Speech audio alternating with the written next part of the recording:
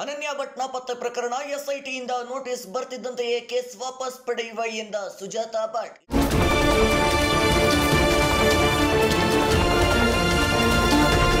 ಧರ್ಮಸ್ಥಳದಲ್ಲಿ ನೂರಾರು ಶವ ಹೂತಿಟ್ಟ ಪ್ರಕರಣ ದಿನಕ್ಕೊಂದು ಸ್ವರೂಪ ಪಡೆದುಕೊಳ್ಳುತ್ತದೆ.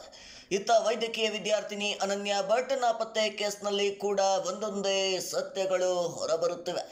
ಇತ್ತೀಚೆಗೆ ಸುಜಾತಾ ಭಟ್ ತಮ್ಮ ಮಗಳೆಂದು ಅನನ್ಯ ಭಟ್ ಫೋಟೋವನ್ನ ತೋರಿಸಿದ್ರು.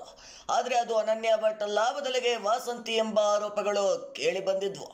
ಹೀಗಿರುವಾಗಲೇ ಕೇಸ್ ವಾಪಸ್ ಪಡೆಯುವುದಾಗಿ ಸುಜಾತಾ ಭಟ್ ಹೇಳಿದ್ದು ಅವರ ಈ ನಡೆ ಮತ್ತಷ್ಟು ಅನುಮಾನಗಳಿಗೆ ಕಾರಣವಾಗಿದೆ. ಅನನ್ಯ ಭಟ್ ಪ್ರಕರಣವನ್ನ ಎಸ್ಐಟಿ ಗಂಭೀರವಾಗಿ ಪರಿಗಣಿಸಿದೆ. ಹಾಗಾಗಿ ಪ್ರಕರಣದ ವಿವರ ನೀಡುವಂತೆ ಸುಜಾತಾ ಭಟ್ಗೆ ನೋಟಿಸ್ ನೀಡಿದೆ. ಆದರೆ ಎಸ್ಐಟಿ ನೋಟಿಸ್ಗೆ ಉತ್ತರಿಸಿದ ಸುಜಾತಾ ಭಟ್ ಅವರದ್ದೇ ಎನ್ನಲಾದ ಆಡಿಯೋ ಹರಿಬಿಟ್ಟು ಕೇಸ್ ವಾಪಸ್ ಪಡೆಯುವುದಾಗಿ ಹೇಳಿದ್ದಾರೆ. ಆದರೆ ಕೇಸ್ ಹಿಂಪಡೆಯುವ ಬಗ್ಗೆ ಎಸ್ಐಟಿ ಹೇಳಿಲ್ಲವೆಂದು ನಂಬಲಾರದ ಮೂಲಗಳಿಂದ ತಿಳಿದು ಬರ್ತದೆ. ಈಗಾಗಲೇ ಕೇಸ್ ಬಗ್ಗೆ ಒಂದು ಹಂತದ ಮಾಹಿತಿ ಪಡೆದಿರುವ ಎಸ್ಐಟಿ ಸುಜಾತಾ ಭಟ್ ಹಿನ್ನೆಲೆ, ಕುಟುಂಬದ ಮಾಹಿತಿ, 2023ರಲ್ಲಿ ಅನನ್ಯ ಭಟ್ ಕಾಣೆಯಾಗಿದ್ದ ಬಗ್ಗೆ ಸಲ್ಲಿಸಿದ್ದ ದೂರು, ಇದೇ ಜುಲೈ 15ಕ್ಕೆ ಧರ್ಮಸ್ಥಳ ಪೊಲೀಸ್ ಠಾಣೆಗೆ ಸಲ್ಲಿಸಿದ್ದ ದೂರು ಎಲ್ಲದರ ಮಾಹಿತಿ ಪಡೆದುಕೊಂಡಿದೆ. ಹೋರಾಟಗಾರರಿಗೂ ಯಾಮಾರಿಸಿದ್ರ ಸುಜಾತಾ ಭಟ್? ಹೌದು.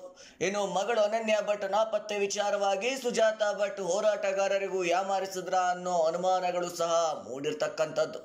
ದೂರಿನಲ್ಲಿ ಹೇಳಿರುವುದನ್ನೇ ಹೋರಾಟಗಾರರಿಗೂ ಸುಜಾತಾ ಹೇಳಿದ್ದು ಸತ್ಯ ಎಂದು ನಾಯಕರು ನಂಬಿದ್ರು. ಅಷ್ಟೇ ಅಲ್ಲದೆ ಕೆಲ ದಿನಗಳ ಕಾಲ ಮಹೇಶ್ ಶೆಟ್ಟಿ ತಿಮರೋಡಿ ಮನೆಯಲ್ಲಿಯೇ ಸುಜಾತಾ ತಂಗಿದ್ರು. ಸುಜಾತಾ ಅವರಿಗೆ ಮಗಳಿದ್ದಳು ಎಂಬ ಬಗ್ಗೆ ದಾಖಲೆ ತೆಗೆಯಲು ಹೋರಾಟಗಾರರು ಮುಂದಾಗಿದ್ರು. ಆದರೆ ದಾಖಲೆ ತೆಗೆಯಲು ಹಿಂದೇಟು ಅವರು ಹಾಕಿದ್ರು. ಅದಾದ ಬಳಿಕ ಒಂದೊಂದಾಗಿ ಅಸಲಿ ಎತ್ತು ಬಹಿರಂಗಗೊಳ್ಳುತ್ತಿದ್ದಂತೆ ಮಹೇಶ್ ಶೆಟ್ಟಿ ತಿಮರೋಡಿ ಮನೆಯಿಂದ ಸುಜಾತಾ ಭಟ್ಗೆ ಗೇಟ್ ಪಾಸ್ ನೀಡಿದ್ದಾಗಿ ಹೋರಾಟಗಾರರ ತಂಡದ ಮೂಲಗಳಿಂದ ಮಾಹಿತಿ ತಿಳಿದು ಬಂದಿದೆ. ಆಗಸ್ಟ್ 19ರಂದು ಬೆಳ್ತಂಗಡಿ ತಾಲೂಕಿನ ಉಜಿರೆಯ ತಿಮರೋಡಿಯಿಂದ ತೆರಳಿದ್ದ ಸುಜಾತಾ ಹೋರಾಟಕ್ಕೆ ಹಿನ್ನಡೆ ಸಾಧ್ಯತೆ ಹಿನ್ನೆಲೆ ರಾತ್ರೋರಾತ್ರಿ ಬೆಂಗಳೂರಿಗೆ ತೆರಳಿದ್ರು. ದಾಖಲೆಗಳಿದ್ರೆ ಎಸ್ಐಟಿ ಅಧಿಕಾರಿಗಳಿಗೆ ನೀಡಿ ಅಂತ ನಾಯಕರು ಹೇಳಿದ್ರು. ಪ್ರಕರಣದ ಸೃಷ್ಟಿಕರ್ತರಿಗೂ ನಡುಕ ಹುಟ್ಟಿಸುತ್ತಾ ಎಸ್ಐಟಿ ತನಿಖೆ. ಇನ್ನು ಪ್ರಕರಣ ಎಸ್ಐಟಿಗೆ ಹಸ್ತಾಂತರ ಬೆನ್ನಲ್ಲೇ ಅಧಿಕಾರಿಗಳು ಅಲರ್ಟ್ ಆಗಿದ್ದು ಸುಜಾತಾ ಭಟ್ ವಿಚಾರಣೆ ನಡೆಸಲಿದ್ದಾರೆ. ಆ ಮೂಲಕ ಅನನ್ಯ ಪ್ರಕರಣದ ಪೂರ್ವಪರ ಕೆದಕಲು ಎಸ್ಐಟಿ ಮುಂದಾಗಿದೆ. ಶವಹೂತ ಕೇಸ್ನಲ್ಲಿ ಅನನ್ಯ ಕೇಸ್ ಭಾರಿ ಚರ್ಚೆ ಹುಟ್ಟಿ ಹಾಕಿತ್ತು.